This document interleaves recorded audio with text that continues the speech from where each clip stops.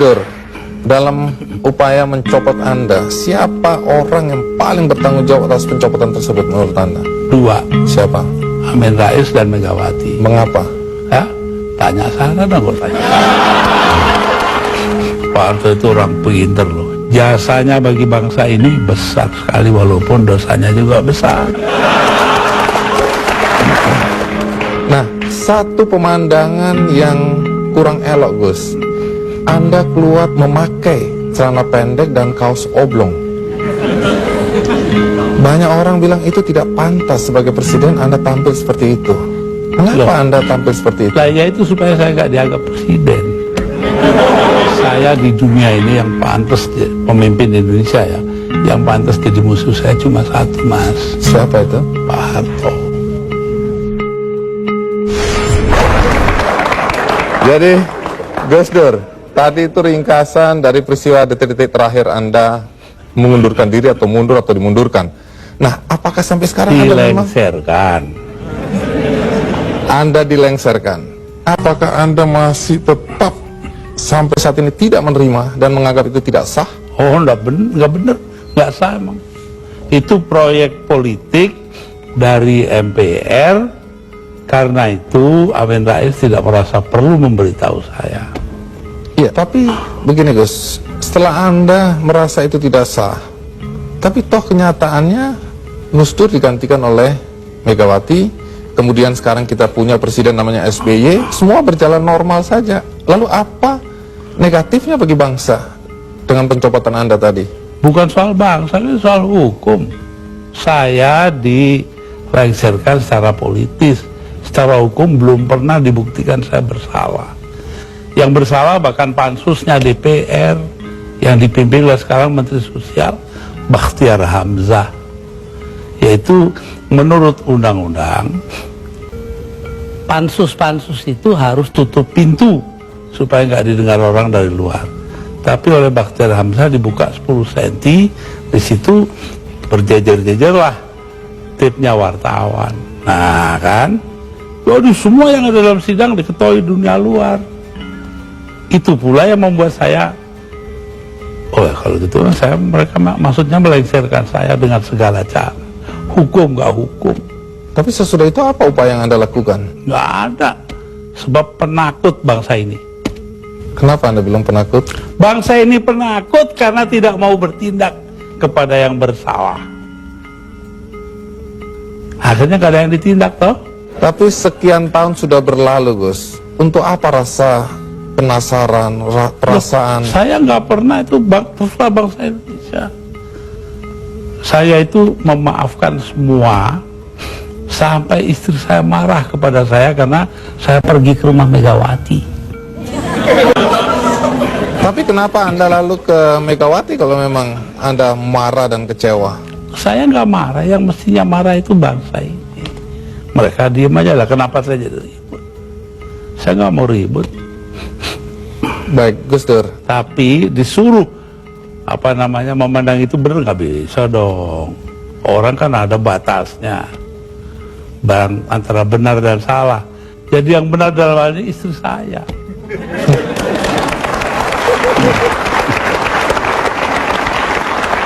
Tapi kenapa Gus Dur nggak mau nurut? Tanya dia, jangan tanya saya dah.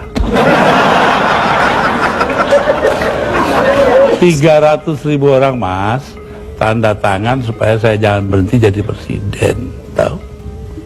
Tapi saya bilang, daripada bangsa ini pecah dalam pertempuran, darah mengalir karena saya, mendingan saya lengser aja deh. Nah, itu. Tapi omongan ini kan dibilang omongan ngawur Gus. Karena faktanya ketika Anda bilang nanti jutaan orang akan datang masuk Jakarta, orang-orang dari Jawa Timur, begitu ditunggu-tunggu nggak datang. Saya yang nahan kok.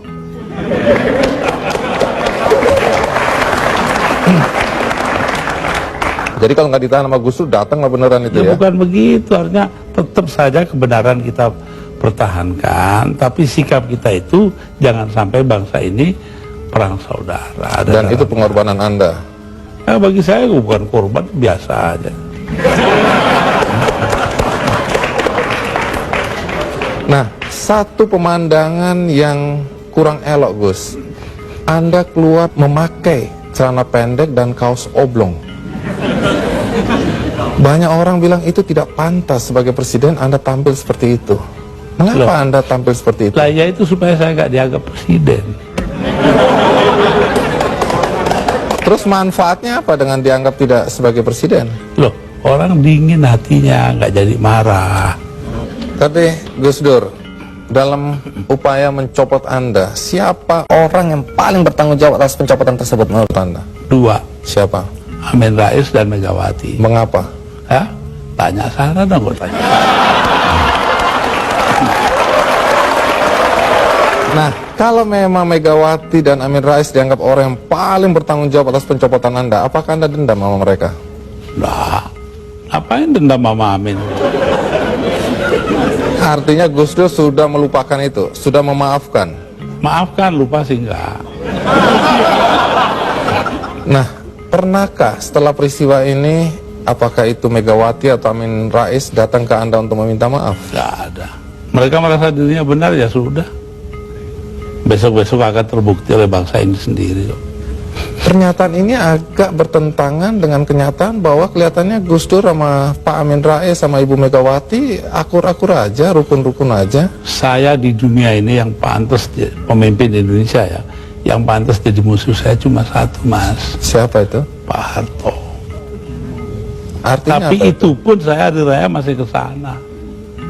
Masih jadi teman baik saya. Artinya apa itu? Artinya saya nggak punya musuh dong di Indonesia.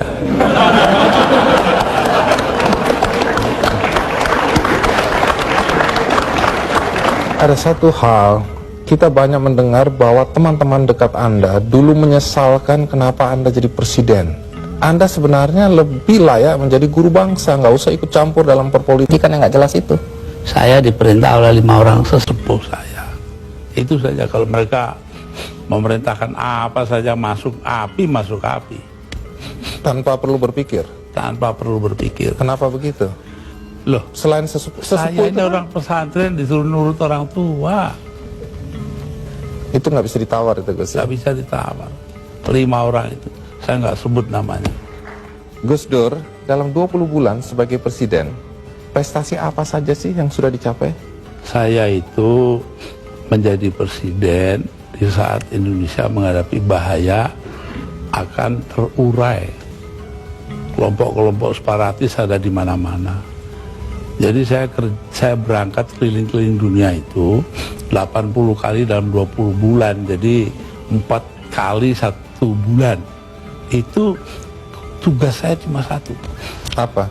Yaitu membuat supaya integritas wilayah Indonesia ini tetap. Itu aja, nggak ada pikiran lain toh saya. Tapi ada yang menuduh. Dan ternyata berhasil toh. Kita tetap satu negara hari ini. Jadi Gus Dur merasa itu karena jasa Gus Dur. Bukan, artinya tugas saya begitu. Perkara saya berjasa itu adalah soal kedua. Tapi ada yang menuduh bahwa Gus Dur ini sebenarnya menggunakan aji mumpung. Mumpung jadi presiden, dibayari negara, keliling jalan-jalan. Alah, nanti sejarah akan membuktikan. Tapi Gus Dur, perjalanan Anda itu menelan biaya sampai 52,7 miliar. Ya, tapi eksistensi Indonesia sebagai satu negara harganya jauh lebih tinggi. Jadi nggak bisa dipersoalkan itu Nggak biaya. bisa dipersoalkan. Loh, kalau enggak kan udah dipakai oleh orang-orang brengsek itu.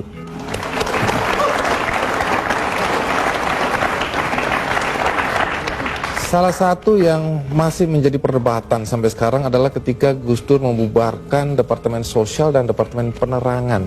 Kalau Departemen Sosial dulu, apa alasan persisnya? Sementara banyak orang terlantar yang harus diayomi oleh departemen itu. Persisnya itu. Karena departemen itu yang mestinya mengayomi rakyat ternyata korupsinya gede-gedean. Sampai hari ini. Kalau membunuh tikus, Terus kan tidak perlu membakar lumbungnya. Oh memang. kenapa Anda bakar lumbungnya? Bukan.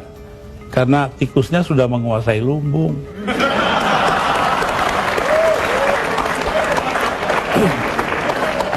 Depan dibubarkan, Kalau Depen jelas. akibatnya sekarang pers itu sangat tidak terkontrol. Begini Bahkan pornografi sekarang merajalela. ya. Ya, betul. Itu dosa Anda loh.